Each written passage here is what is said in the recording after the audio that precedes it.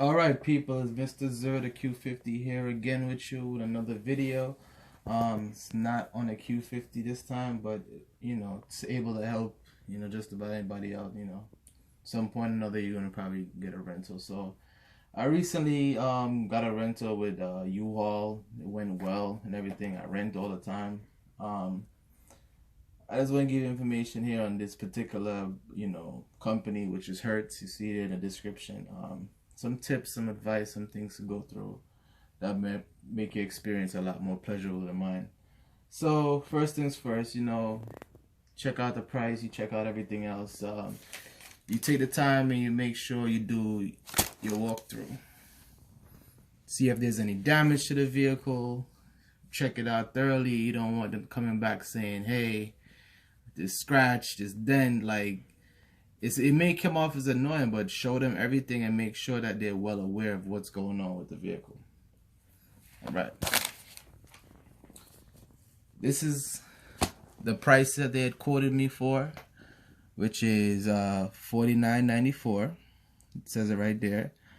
It tells you the full breakdown. It shows you 12% just because of the airport.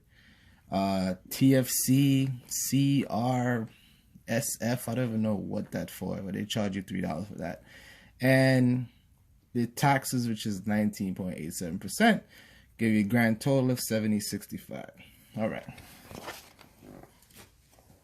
Cool. So I'm going to give you the whole experience on what exactly happened. Rented a vehicle, did everything, got the price, went about it, did the inspection like I showed you, brought the vehicle back full, turned the car off, made sure, turn it back on, check where the needle was at, because I still brought the vehicle back at like an hour before time, so just to make sure. A lot of people was there. They were just jumping out of their vehicle, catching their flight. And, they're probably regulars with, Hertz. I guess they don't get this kind of squeeze that a regular person just walking in gets. So, waited for the lady. She came back. She inspected the vehicle. So, I made sure I waited to make sure everything was clear. So, I asked her, everything all right? Everything's there? She said, yes, everything is fine. Came back, gave me my receipt here. Shows you everything on the receipt like before. State I declined everything because I used my, Chase card. So put everything on there. It comes with already insurance and stuff. So that's why I didn't opt for insurance. Everything else I waived. So this is the main part that I want you to check out right here. Fuel. Because that's what they're trying to get me on. It shows you 8 out of 8. That's out. 8 out of 8 in. Meaning that I brought the fuel back full. They have their paper here that gives you a whole breakdown from empty all the way to full. What it is, everything's right there. States it right there. Empty, 1/8, quarter, 3/8, half, so on and so forth. So 8 out of 8 obviously here is full. Okay. So got my receipt. Like I said to you before, waited, everything was fine, left, the charge came on my card. 2 days later, I see a charge on my card, and I'm like, okay, it's an extra charge. What is this about? So, naturally, I thought it was for tolls, because I did go through some tolls. So I was like, okay, maybe it was for tolls, but then when checked the Easy Pass stuff was charged to Easy Pass. So, it was not the tolls. So I'm like, okay, what could it be? Call up the company, trying to speak to them, no one's answering the phone, the whole nine. When I finally got a hold of somebody, I see a charge on my card for the transaction of $118.07. So when I got the representative on the line, I asked them, hey, what's the reason why I'm getting this charge? They stated to me, okay, you're not being charged by the location. We had a corporate auditor sent out, and the auditor stated that the car wasn't fueled sufficiently. So I'm like, okay. But that has nothing to do with me because I have a receipt stating that it's full. I have everything that I'm supposed to do.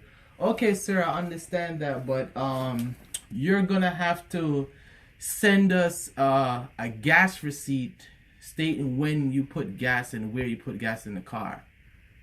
So I'm like, So what's the point of you having a person that works there that collects the car, that checks the fuel, that checks the car, if I gotta send you proof?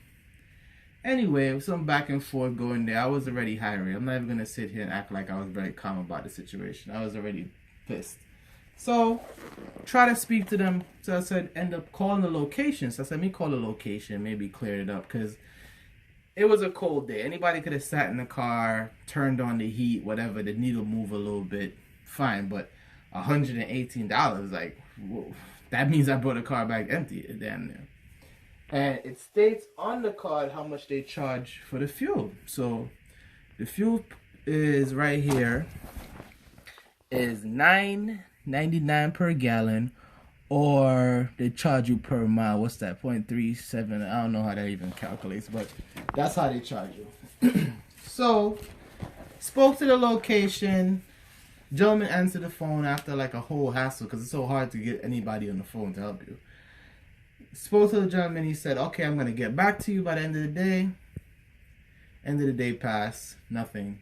The next day, I checked my history again because at this time, the stuff did not post. I couldn't even dispute it yet. So I had to wait. So I called and then look online again.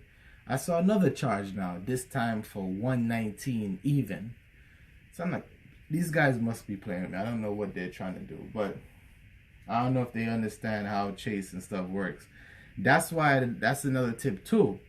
Anytime you're doing something like that, use a card from a brand that you have a good relationship with, that doesn't give you any hassle. Once you call something in, you're not crying wolf. They know, hey, if you say fraud and this is not what you signed off for, this is not what you agreed upon, nobody else could charge you. So anyway, I ended up calling Chase. This is right here. Statement. So, and I disputed it when the charge posts for the 118. Told Chase, hey, listen, I did go to this rental company. I did rent for that agreed price, and everything was fine. I have a receipt stating that, you know, I did everything correctly, and I have that, which is this receipt right here. Everything stated. I brought the car back full. Everything was as agreed. That's the price I'm willing to pay. I'm not paying $1 more. That's exactly what I told them. And they said, okay, no problem, sir. Give us the information. We'll dispute this. They would have to send us a proof of whatever they're saying. So they had the nerve now to tell me to go to this thing now, verify at Hertz.com, and send me a picture of my gas receipt. I'm like, I'm not doing that. For what? If I brought the car back full and you give me a receipt stating that's full, it's a shut case. There's nothing else for us to go over. There's nothing for us to verify at that point. So anyway, Chase reimbursed me my money on the spot. Gave my money back. The 119 charge dropped off, obviously, because I already told them that was going to be disputed too. So that dropped off. And while I'm speaking to the Chase representative, I said, hey, let me ask you a question, because you deal with these kind of claims and stuff all the time. Have you heard of this happening before? And she said, yep. Actually, funny enough, I did. And she said the reason is a lot of the times people don't keep their receipts. So they'll pay and put gas cash. Stuff like that. So they can't really prove, hey, I put gas in this location at this time for this amount. You can't prove that. Luckily, I had put the gas on my Chase card because it's, you know, it's that time where you get that 5%. So you got to be, you know, catch the 5%. So I already put it on a Chase card. So it was there. They had the proof. They have everything there. It stated that I put gas. It showed everything. So I told them, listen, you know what? I could have went about and, you know, went to Hertz and do all that extra thing and print out a, you know, a copy of my transactions and send to them. But you shouldn't have to do that. That's not my convenience. That's taken away from me. For what? So disputed it, got everything back. The representative told me, you know, they have a regular check. So me being me, I went on YouTube. I looked around and tried to see, and I was like, okay. I looked and I see videos where in San Francisco They was forcing people to pay the toll, doing stuff like that. Just a lot of shady stuff for them. I see other people complain. This whole video is basically to say, be aware, know what you're doing, don't fall for the tricks. I mean, I understand for some people, you know, when they show you that hole that they're putting on your card for, you know, well, how much did I put on my card here for the hold?